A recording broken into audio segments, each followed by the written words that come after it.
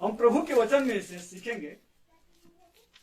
लूका यीशु समाचार 3 अध्याय से लेकर अध्याय का 3 पद से 6 पद तक हम लोग पढ़ेंगे।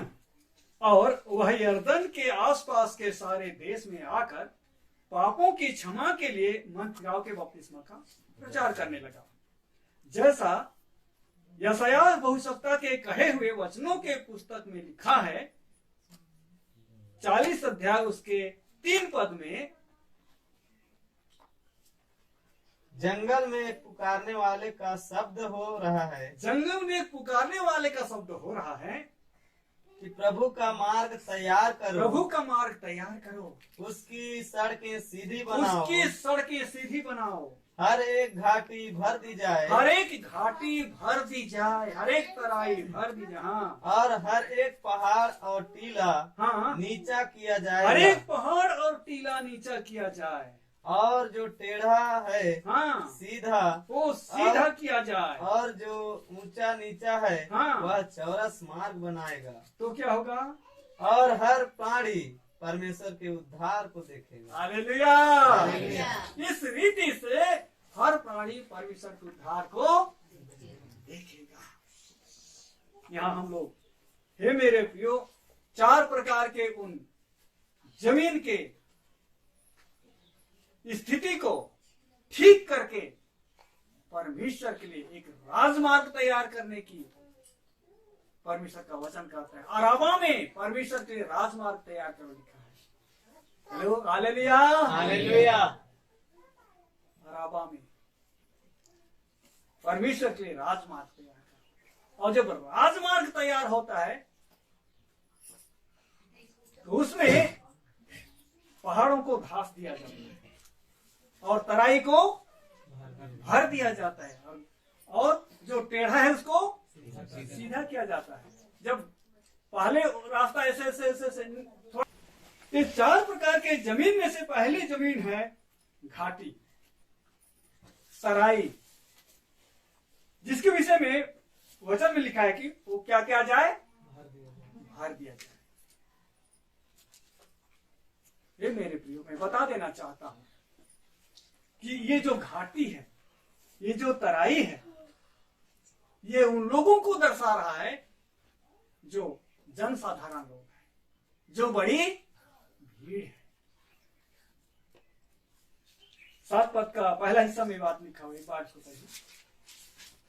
जो भीड़ की भीड़ उससे बपतिस्मा लेने की वो निकल कर आती थी। बस भीड़ के भीड़, भीड़ के भीड़,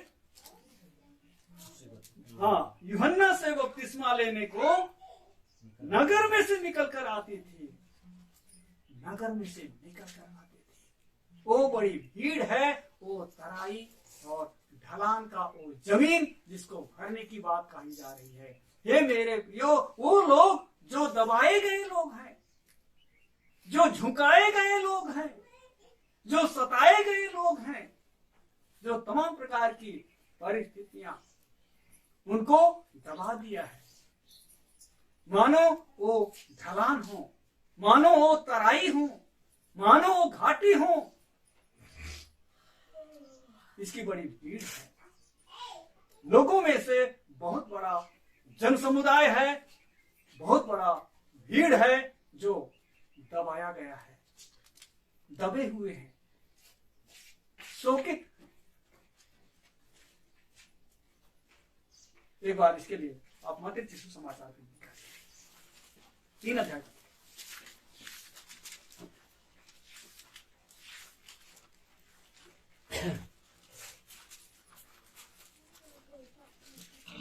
5 पद से पढ़िए। तब यरूशलेम और सारे यहूदा, वरन इससे ना आप 3 पद से पढ़ना शुरू करते ज्यादा बेहतर है। पढ़ते जाइए, 3 पद से पढ़िए। यह वही है, यह वही है जिसकी चर्चा यशायाह भविष्यवक्ता के द्वारा की गई। हाँ, यशायाह भविष्यवक्ता के द्वारा जो की गई 40 अध्याय उसके 3 से लेकर के 5 तक के पदों में, जंगल में एक पुकारने वाले का शब्द हो रहा है, जंगल में एक पुकारने वाले का शब्द हो रहा है। प्रभु का मार्ग तैयार करो, प्रभु का मार्ग तैयार करो, उसकी सड़कें सीधी उसकी करो। सड़कें सीधी करो। हाँ, ठीक है। यह यूहन्ना उठ के रोम का वस्त्र पहने था हाँ। और अपनी कमर में चमड़े का कटिबंध बांधे हुए था। हाँ। उसका भोजन टिड्डियां और और वन मधु था। हाँ। तब यरूशलेम और सारी यहूदियां और यरदन के आसपास के सब स्थानों के लोग हाँ। उसके पास निकल आए। हाँ। उन्होंने अपने अपने पापों को मानकर यरदन नदी में उससे बपतिस्मा लिया। बस। और ये है वो लोगों की बड़ी भीड़, वो जनसमूह जो सैलाब उमड़ करके यूहन्ना के पास आया। वो लोग हैं जो सताए गए लोग हैं, जो दबाए गए लोग हैं, जो झुकाए गए लोग हैं। मानो एक तराई की जमीन हो, एक ऐसा घाटी हो। हे मेरे प्रियो, इनकी दशा एक भटकी हुई भेड़ों की तरह है। इनकी दशा उन भटकी हुई भेड़ों की तरह है। आप इसके लिए 9 अध्याय को निकाल लीजिए, मत्ती यीशु समाचार।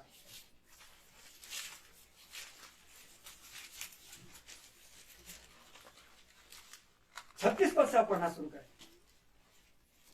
जब उसने भीड़ को देखा, जब उसने भीड़ को देखा, वो बड़ा भीड़ जो नगर से निकल करके आ रही है, उन जो भीड़ पर जब प्रभु यीशु मसीह जब दृष्टि करता है, हाँ, तो उसको हाँ। लोगों पर तरस आया। तरस आया। क्यों तरस आ रहा है उन लोगों पर? क्योंकि वो लोग दबाए गए लोग हैं, झुकाए गए लोग हैं, परिस्थितियों के द्वारा, परेशानियों के द्वारा, लोगों के द्वारा, उन पर अत्याचार के वजह से उन लोग दबे हुए लोग हैं, झुके हुए लोग हैं, मानो तराई की जमीन है।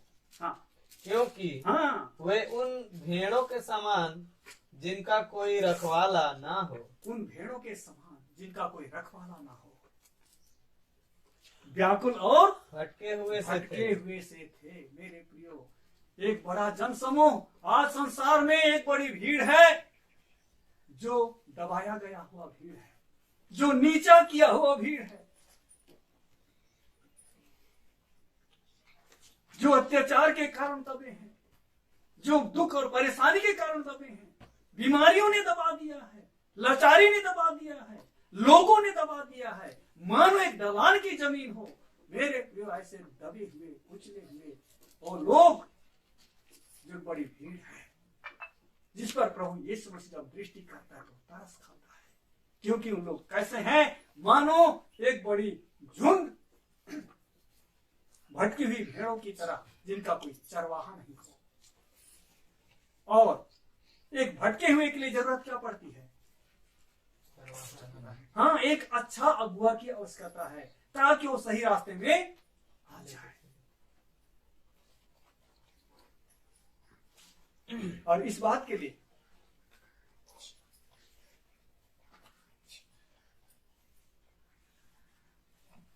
जब हम आगे पढ़ते हैं मरकुस की किताब को 6 अध्याय, इसका 33 पद पढ़ दीजिए। 6 अध्याय 33। बहुतों ने उन्हें जाते देखकर पहचान लिया, बहुतों ने उनको जाते हुए देखकर पहचान लिया, और सब नगरों से इकट्ठे होकर, सब नगरों से, हो बड़ी जन सैलाब और बड़ी भीड़, नगरों से मतलब कई नगर से निकल करके वहां पैदल दौड़े। पैदल दौड़ करके आ रहे हैं। मानो एक ऐसा लीडर की जरूरत, एक अगुआ की आवश्यकता है। हे मेरे प्रियो, वो कौन लोग हैं? एक बार आप अपने मन के आंखों से देखो कि नगरों से लोग निकल करके दौड़ करके आ रहे हैं। वो बड़ी भीड़ है। हाँ, और उनसे पहले हाँ, जा पहुंचे। और क्या हुआ? उसने उतर कर हाँ, बड़ी भीड़ देखी, बड़ी भीड़ को देखता ही यीशु मसीह और उन पर तरस खाया, क्योंकि वे उन भेड़ों के समान उन थे भेड़ों के समान थे जिनका कोई रखवाला ना हो। ओ और वह उन्हें बहुत सी बातें सिखाने लगा। Hallelujah, hallelujah. एक भटकी हुई भेड़ की तरह एक समूह है मेरे प्रियो इसी संसार में। लोगों के एक झुंड है इस संसार में, जो एक तराई की जमीन के समान है, जो दबाए गए लोग हैं, जो सताए गए लोग हैं। उनके लिए एक युक्त अगुआ की आवश्यकता है। एक ऐसा व्यक्ति की जरूरत है जो उसको अगुवाई करे और उसको सही मार्ग दिखाए, सही मार्ग दिखाए। एक बार इसके लिए आप यूहन्ना का किताब 4 अध्याय भी निकालिए।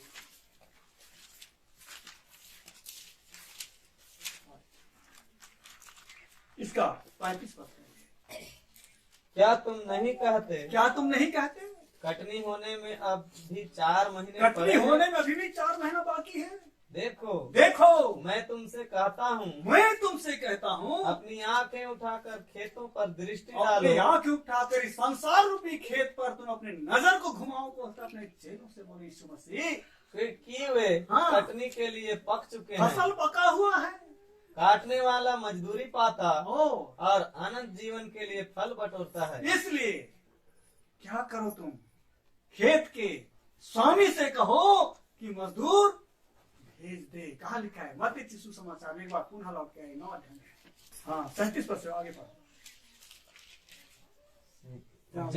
तब उसने अपने चेलों से कहा, क्या कहा, पके खेत तो बहुत हैं, देखो नजर डालो पूरे संसार रूपी खेत पर अपना नजर क्यों घुमा के देखो कि कटने के लिए फसल तैयार है, बोलता है यूहन्ना की किताब में। और यहाँ जब हम पढ़े तो पाते हैं कि पके खेत तो बहुत है और मजदूर थोड़े हैं। मजदूर थोड़े, इसलिए खेत के स्वामी से विनती करो कि वह अपने खेत काटने के लिए मजदूर भेज दे।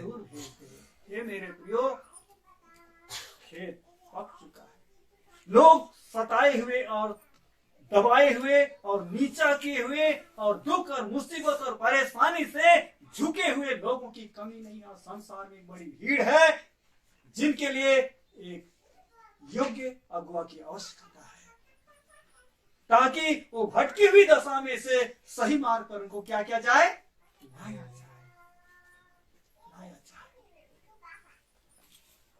ताकि जैसे यशायाह भविष्यवक्ता कहता है, हर एक घाटी भर दिए जाए। मतलब वो दबे हुए लोगों की परेशानी को दूर करके, उनके दिक्कतों को हटा करके, उनके ऊपर के जुआ को तोड़ करके उनको क्या किया जाए, ऊपर लाया जाए, ताकि उन लोग लेवल में आ जाए। क्या आ जाए, लेवल में आ जाए। Hello hallelujah, hallelujah. लोगों को लेवल में लाने के लिए आपकी जरूरत है। आप उन्हें अगुवाई करें, आप उन्हें वचन की उन महान शिक्षाओं को आप उनके बीच में रखें, ताकि उन लोग जिस वजह से दबे हैं उससे उन लोग ऊपर उठ सकेंगे। कई लोग बीमारी से दबे हुए हैं, उन लोग चंगे किए जाएं, ताकि बीमारी से क्या हो जाए, उन लोग उठ जाएं। कुछ लोग सताए गए लोग हैं, उनकी सताव उनके जीवन से दूर हो, ताकि उन लोग ऊपर उठाए जाए। जो दबाए गए लोग हैं, जो अत्याचार सहते हैं, झुके हैं, उनको ऊपर लाने की आवश्यकता है, ताकि लेवल में वो जमीन आ सके, घाटी भरी जा सके। मेरे प्रियो, ये वो लोग हैं जो बड़ी भीड़ है, वो जनसाधारण लोग हैं। नंबर 2, पहाड़ और पहाड़ियां गिरा दिया जाए या उसको ढा दिया जाए। ये पहाड़ और पहाड़ियां कौन है? ये पहाड़ और पहाड़ियां वो हैं जो घमंड से अपना सिर ऊंचा किए हुए हैं और इतना कठोर हैं कि झुकने का नाम नहीं है। ये कौन लोग हैं? आप इसके लिए मत्ती यीशु समाचार में 3 अध्याय को खोलिए। ये पहाड़ और पहाड़ियां मानो सीने पहाड़ की तरह उन लोग अपने आप को पवित्र और सिद्ध मानते और झुकने के लिए तैयार नहीं है। ये वो लोग हैं। 7 पद को पढ़ो। जब उसने बहुत से फरीसियों और सदूसियों को बपतिस्मा के लिए अपने पास आते देखा, तो उसने कहा, हे सांप के बच्चों, तुम्हें किसने जता दिया कि आने वाले क्रोध से भागो? इसलिए मन फिराव के योग्य फल लाओ। मन फिराव के बस मन फिराव के। ये सदूकी और फरीसी लोग हैं जो लकीर के फकीर वाले लोग हैं, और उन लोग झुकने वाले नहीं झुकते। उन लोग समझते हैं हम लोग कैसे लोग हैं? पवित्र लोग हैं। अपने मन में उन लोग सोचने लगे। जब यूहन्ना कहता है ये सांप के बच्चों तुमको किसने जता दिया, अगर तुम चाहते हो कि तुम बपतिस्मा लेना तुम मन फिराओ। मन फिराने के लिए लोग रेडी नहीं। उन लोग क्या कहते हैं अपने आप को? 8 अध्याय को निकालिए एक बार, यूहन्ना की किताब 33 पर। उन्होंने उसको उत्तर दिया, क्या उत्तर दिया भाई? हम तो अब्राहम के वंश से हम हैं तो अब्राहम के वंश से हैं और कभी किसी के दास नहीं कभी हुए। किसी के गुलाम नहीं हुए। बस रुक जाइए थोड़ा सा। क्या बोल रहे हैं हम लोग? हम तो अब्राहम के वंश से हैं। हम लोग यहाँ झुक रहे हैं क्या? नहीं। अब क्या हम तो इब्राहिम के वंश से हैं और कभी किसी के गुलाम नहीं हुए। फिर मत्ती सुसमाचार में जहां आप लोग निकाले थे और 9 पद से पढ़ना शुरू करो। और अपने अपने मन में यह ना सोचो अपने अपने मन में यह ना सोचो हे सदूकी और फरीसियों कि हमारा पिता अब्राहम है, हमारा पिता अब्राहम है। क्योंकि मैं तुमसे सच कहता हूँ क्या कहते हो? कि परमेश्वर इन पत्थरों से अब्राहम के लिए संतान उत्पन्न कर सकता है। इन पत्थरों से, बेजान चीजों से परमेश्वर अपने लिए महिमा कराने की क्षमता रखता है। तुम अपने आप को समझते हो कि हम इब्राहिम के संतान हैं। यीशु मसीह के साथ भी पल्ला पड़ा था। 8 अध्याय के बाद पुनः निकाल। मैं वही कहता हूँ जो अपने पिता के यहाँ देखा है, हाँ। और तुम वही करते रहते हो जो तुमने अपने पिता से सुना है। अपने पिता से सुना। हाँ। उन्होंने उसको उत्तर दिया, क्या उत्तर दिया? हमारा पिता तो अब्राहम हमारा है। पिता तो इब्राहिम है। यीशु ने उनसे कहा, हाँ। यदि तुम अब्राहम की संतान हो यदि तुम अब्राहम के संतान होते तो अब्राहम के समान काम करते, परंतु तुम हाँ। अब तुम मुझ जैसे मनुष्य को मार डालना चाहते हो। ये तो अब्राहम ने नहीं किया। हाँ। जिसने तुम्हें वह सत्य वचन बताया, हाँ। जो परमेश्वर से सुना, ऐसा तो अब्राहम ने नहीं किया। ऐसा तो अब्राहम ने नहीं किया। अगर तुम इब्राहिम के संतान होते तो मुझसे बैर नहीं करते, क्योंकि इब्राहिम ने तो परमेश्वर की शिक्षा को माना, लेकिन तुम तो ऐसा नहीं करते। इसी बात को लेकर के उन लोग वो पहाड़ और वो पहाड़ियां हैं जो झुकने वाले नहीं है। पूरा खड़ा मानो लकीर के प्रति, जैसे इसका 9 अध्याय में भी तो है 9 का 28। तब वे उसे बुरा भला कहकर बोले, क्या बोले? तू ही उसका चेला है। हाँ, तू ही यीशु मसीह का चेला है। हम तो मूसा के चेले हम हैं। तो मूसा के चेले हैं। हम जानते हैं परमेश्वर ने मूसा से बातें की, मूसा से बातें किया। परंतु हम मूसा के चेले हैं, परंतु इस मनुष्य को नहीं जानते इसको नहीं जानते कि कहाँ का है। उसने उनको उत्तर दिया, क्या दिया? यह तो आश्चर्य ये की तो अद्भुत बात है भाई, कि तुम नहीं जिस जानते व्यक्ति तुम जानते भी नहीं हो कि वह कहाँ से है। कहाँ से है।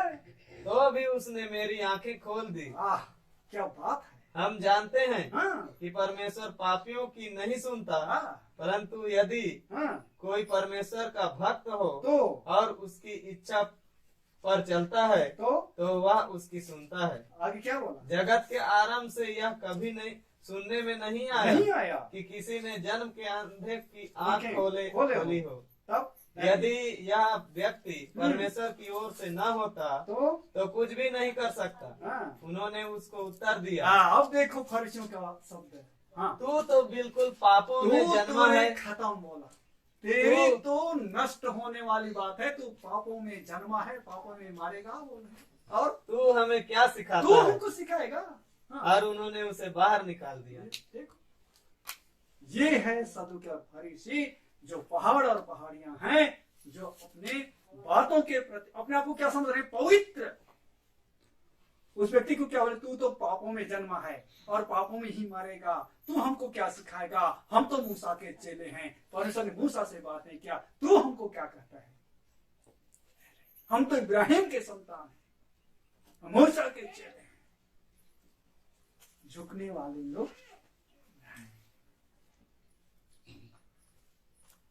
झुकने के लिए तैयार नहीं है। यही वो सदूकी और फरीसी वाले लोग हैं, जो पहाड़ और पहाड़ियां जो हैं वो लोग हैं जो घमंड करते हैं और अपने बातों में टिक करके परमेश्वर की अवहेलना करते हैं। समझ में आ रहा है आप लोगों को? पहाड़ और पहाड़ियां कौन है? वो लोग हैं जो अपने आप को पवित्र समझते हैं। पहली बात क्या समझते हैं? पवित्र। और अपने सिद्धांत पर ऐसे ऐसे खड़े रहते हैं कि मानो वो सिने पहाड़ हो, टलने वाला नहीं। और उन लोग झुकने के लिए तैयार नहीं है। पूरा ये है वो पहाड़ और पहाड़ियां, जैसे बाइबल में उनके लिए साधुक और फरीसियों को सामने लाया गया। ये नंबर 2 के जमीन जिसको क्या किया जाएगा? गिरा दिया जाएगा। उसको गिराया जाएगा। जो ऊंचा है, जो पहाड़ और पहाड़ियां हैं, वो गिराया जाएगा। और नंबर 3 टेढ़ा जमीन, टेढ़ा मेढ़ा, रेखारियां बोलते हैं उसको। क्या बोलते हैं? रेखारियां। मतलब कि पानी के कटाव के कारण से हाँ टेढ़ा मेढ़ा हो जाता है। रेखारियां, कटाव। ये टेढ़ा मेढ़ा क्या किया जाएगा? ये टेढ़ा मेढ़ा क्या है? कौन लोग हैं? टेढ़े मेढ़े लोग हैं। टेढ़े मेढ़े लोग कौन है?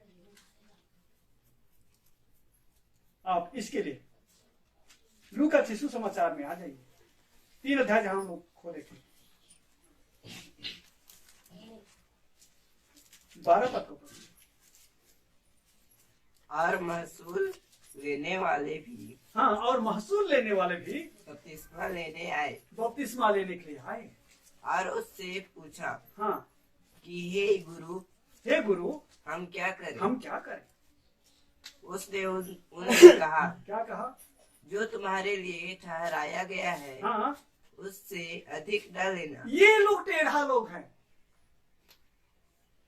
चुंगी लेने वाले, महसूल लेने वाले। वो टेढ़ा कैसे हैं? टेढ़ा कैसे? उन लोग अन्याय करके क्या करते हैं? वसूल करते हैं। अरे लाओ 5 का 15 इतना लाओ। ये अपना झोली भरने के लिए लोग अन्याय करते हैं। टेढ़ा लोग हैं लोग। इसके लिए आप एक बार 19 देखने का समझ में। हे प्रभु, ये जक्के के विषय में तो जानना चाहिए कौन व्यक्ति है ना। देख, हाँ नहीं, इसके लिए एक बार से पढ़ दो भाई, एक बार से पढ़ दो। वह यरीहो में प्रवेश करके जा रहा था। प्रभु यीशु मसीह अपने चेलों के साथ यरीहो में प्रवेश करके जा रहा था। वहाँ जक्कई नामक एक मनुष्य था, जक्कई नामक एक मनुष्य था, जो चुंगी लेने वाले का सरदार था और धनी था। हाँ, यरीहो नगर में एक व्यक्ति था जिसका नाम क्या था? जक्कई है। और व्यक्ति कैसा है? चुंगी लेने वालों का सरदार और धनी। चुंगी लेने वालों का सरदार अर्थात महसूल, टैक्स कलेक्टर है। टैक्स लेने वालों का वो मुखिया है, सरदार है।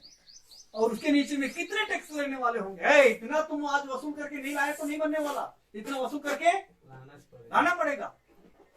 और रोम सरकार को कितना देना है तो उनको देना है, बाकी ये है टेढ़ा मेढ़ा लोग हैं। और अब 8 पद पढ़ दीजिए। जक्कई ने खड़े होकर प्रभु से कहा, क्या कहा? हे प्रभु, देख, मैं अपनी आधी संपत्ति हाँ, कंगालों को देता हूँ। ये क्यों कर रहा है? आगे। और यदि किसी का कुछ भी अन्याय करके लिया, हाँ, और धनवान बना, तो हाँ, उसे 4 गुना फेर देता हूँ। हाँ, ये खुद अंगीकार कर, मैं अन्याय करके क्या लिया हूँ? टैक्स। हाँ, अन्याय करके मैंने धन कमा करके धनवान बना हूँ। खुद बोल रहे कौन है? Tax collector. ये वो टेढ़ा लोग हैं जो अपने जेब भरने के लिए आराम सा काम करते हैं। ये जो अधिकारी वर्ग के लोग हैं ना, सब टेढ़ा लोग हैं लोग। ये क्या था? अधिकारी था। देख लो पूरे अधिकारियों को, कोई भी सीधा नहीं है, कामेज नहीं करते हैं। उन लोग सीधा लेना नहीं चाहते। कैसे लेना चाहते हैं? इधर से टेढ़ा। हाँ, नहीं तो इधर से दे देगा। इधर ये देखा? हाँ, नहीं देख रहा है। सीधा रहेगा तो देखेगा उसको बाद में देखेगा। अभी तो जोड़ दिया। नीचे से हाँ डाल दिया, बाद में देखिएगा क्योंकि टेढ़ा है, उसका लेने का तरीका क्या है, टेढ़ा है। ये जो टैक्स कलेक्टर था ये सरदार था, धनवान, इसीलिए तो आज अधिकारी लोग धनवान के धनवान बनते जाते हैं, नहीं बनते क्या। मैं नौकरी में एक चीज को देखा हूं, खास करके शिक्षक लोगों का, शिक्षक लोगों का जो नौकरी है ना, ऐसे साफ सुथरा नौकरी में किसी को नहीं देखा। इनका इतना साफ सुथरा नौकरी की पेमेंट के अलावा इनके पास अब कुछ नहीं आता है, और इतने दिन लोग काम करते हैं। एक डिपार्ट है उसमें भी शिक्षक लोग, बाकी लोग नहीं, शिक्षा डिपार्ट में भी और लोग हैं, अधिकारी बड़े बड़े हैं, उनको नहीं बोल रहा हूं, केवल किनको बोल रहा हूं मैं, शिक्षक लोगों को। बाकी टोटल आधा तीर्थ वाले लोग हैं। तो यहां पर अधिकारी बोला है ना, ये क्या था, चुंगी लेने वालों का सरदार था, मतलब अधिकारी था, मतलब अधिकारी वर्ग के लोग टेढ़े लोग हैं। और अब आ जाते हैं नंबर 4। नंबर 4 में कैसा जमीन, ऊंचा, मतलब ढोढ़ा डिपा, क्या बोलते हैं उसको, ढोढ़ा डिपा वाला क्या करना है, शाम करना है। तो ढोढ़ा डिपा वाले लोग कौन है, ऊंचा नीचा वाले लोग कौन है, आइए बाइबल में से ही देखते जाएंगे, हम उसको अंदाजी क्यों फटकारेंगे भाई। नंबर 14, आप 3 अध्याय का 14 पद को पढ़िए। नहीं लूका का, हम जो पढ़ रहे हैं ना वो वही का है। लूका 3 का सिपाहियों हाँ, ने भी उससे यह पूछा, सिपाही लोग ये क्या पूछ रहे हैं भाई, हम क्या करें, हम क्या करें।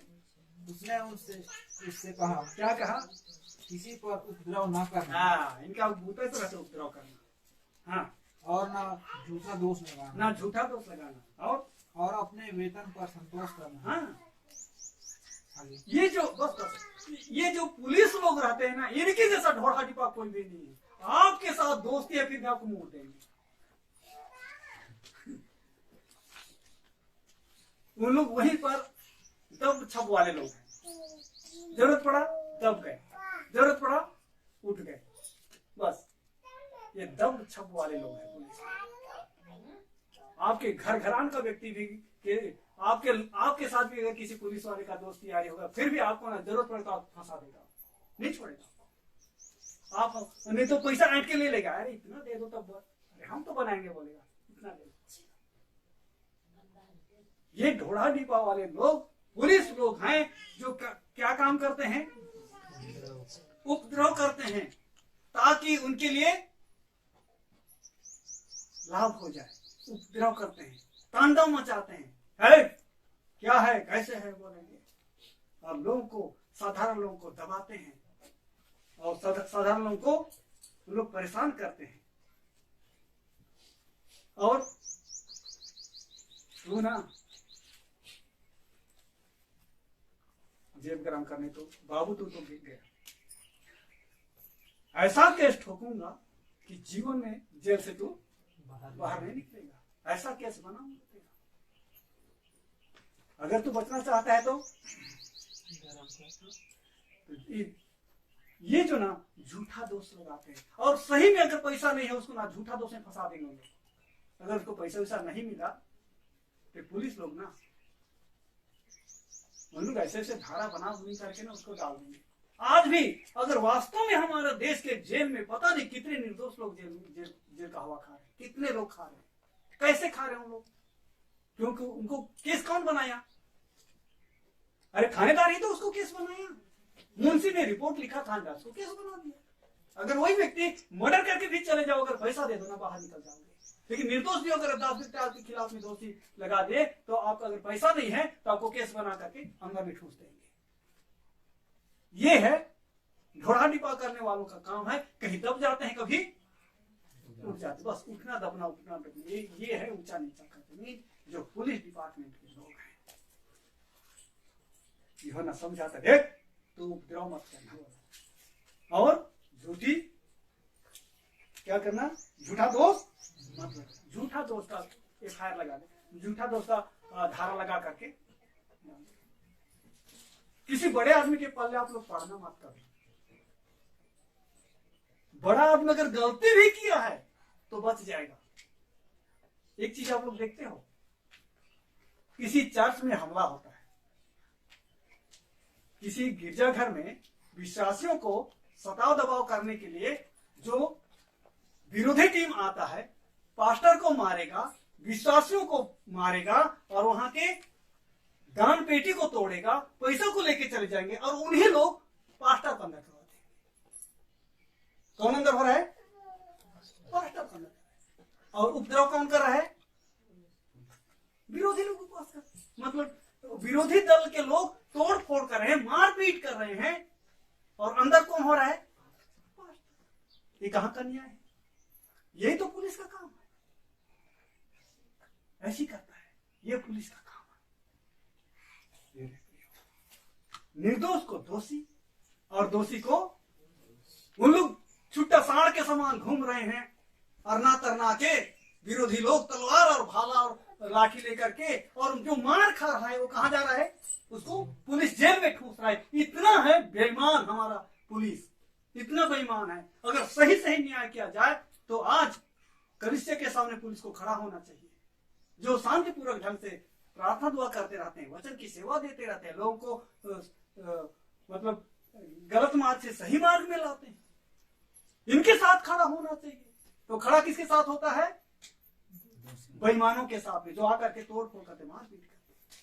ये उबड़ खाबड़ लोग हैं, ये ढोढ़ा डिपा वाले लोग हैं। आप पैसा दे दो, आपके पक्ष में आ जाएंगे। वो पैसा दे दिया, उसके पक्ष में चले जाएंगे। दब जाना, उठ जाना, ये ढोढ़ा डिपा का काम किसका है? पुलिस वालों का काम है। तो हमने देखा 4 प्रकार के जमीन को ठीक करने के विषय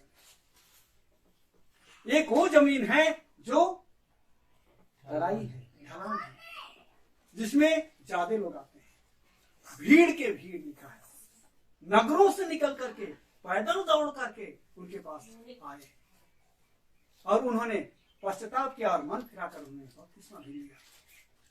ये वो लोग हैं जो मानो एक चरवाहा की जरूरत हो, जो सही मार्ग दिखाए, कि उन लोग भटकी हुई भेड़ों की तरह हैं, उन पर यीशु मसीह ने तरस खाया।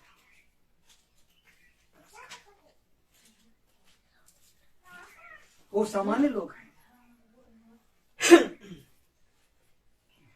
और दूसरा प्रकार का जमीन वो पहाड़ और पहाड़ियां हैं, जो अपने सिद्धांत में इतना खड़ा है कि लोग झुकने के नाम नहीं, और अपने आप को पवित्र समझते हैं, अपने आप को पवित्र। तू तो पाप में जन्मा है, उन लोग क्या बोलते? तू तो पाप में जन्मा है, हमको सिखाएगा, हम मूसा के जन्मे हैं, हमारे पास तो व्यवस्था है, शास्त्र है। और अपने आप को मानो पहाड़ के समान लोग स्थिर रखते हैं और झुकते नहीं हैं। ऐसे भी लोग हैं हमारे इस संसार में। ये सदुकी और फरीसी के समान और लोग हैं जो इस प्रकार का मानसिकता रखते हैं, झुकते नहीं हैं। नंबर 3 हमने देखा क्या? टेढ़ा। अधिकारी वर्ग के लोग। कौन लोग हैं? अधिकारी वर्ग के लोग हैं। अरे देख लो ना, हर कहीं भी तहसील ऑफिस में चले जाओ, SDM ऑफिस में चले जाओ, अरे कलेक्ट्रेट में चले जाओ, कहीं भी बिना पैसे का बनता है क्या? ये क्या तरीका है? टेढ़ा नहीं है तो बिल्कुल टेढ़ा तरीका है। और उनके लिए पेमेंट मिलता है कि नहीं मिलता है? शासन उनको नौकरी में रखा है, उनके लिए पेमेंट करता है सरकार हर महीना, लेकिन उन लोग जब तक टेढ़े तरीके से पैसा नहीं लेंगे काम नहीं करते हैं। जितने भी अधिकारी वर्ग के लोग सब टेढ़े लोग हैं। और नंबर 4 ढोढ़ा डिपा वाले, ये पुलिस डिपार्टमेंट के लोग मार दबक करेंगे, डांटेंगे, फटकारेंगे और पैसा निकालेंगे। पैसा मिल गया दब गए, पैसा नहीं मिला हम पुलिस हैं, वर्दी पानी, हमारे पास पावर है, ऐसा धारा लगाऊंगा, ये करूंगा, वो करूंगा। बेटा तो हमको बात करेंगे, आप सही बात को ही बोल के देखना, पुलिस आपको चुप कर देगा, बोलने नहीं देगा, डांट देगा। हमको सिखाएगा वो। और थोड़ा बोलते रहोगे ना तो पकड़ करके 4 डंडा लगा भी देंगे, क्या करोगे? तो उन लोग वर्दी का दुरुपयोग करते हैं, घोड़ाहाटी पालो। उसी बात को बोला, तुम लोग उपद्रव मत करना, किसी पर उपद्रव मत करना, और झूठी केस मत बनाना, और अपनी मजदूरी में संतुष्ट रहना, मतलब दूसरों से तुम लोग लेना मत। तो ये 4 प्रकार के जो लोग हैं, इनको क्या करने की जरूरत है? लेवल में लाने की जरूरत है। क्या करने की जरूरत है? ताकि समतल हो जाए और प्रभु के लिए राजमार्ग तैयार हो। और प्रभु के राजमार्ग तैयार होने से प्रभु का आगमन होगा, और जब प्रभु का आगमन होगा उसकी महिमा प्रकट होगी, उसका तेज और प्रकाश हमारे बीच में प्रकाशित होगी। प्रभु को आशीष करे। आमीन, हालेलुया, हालेलुया।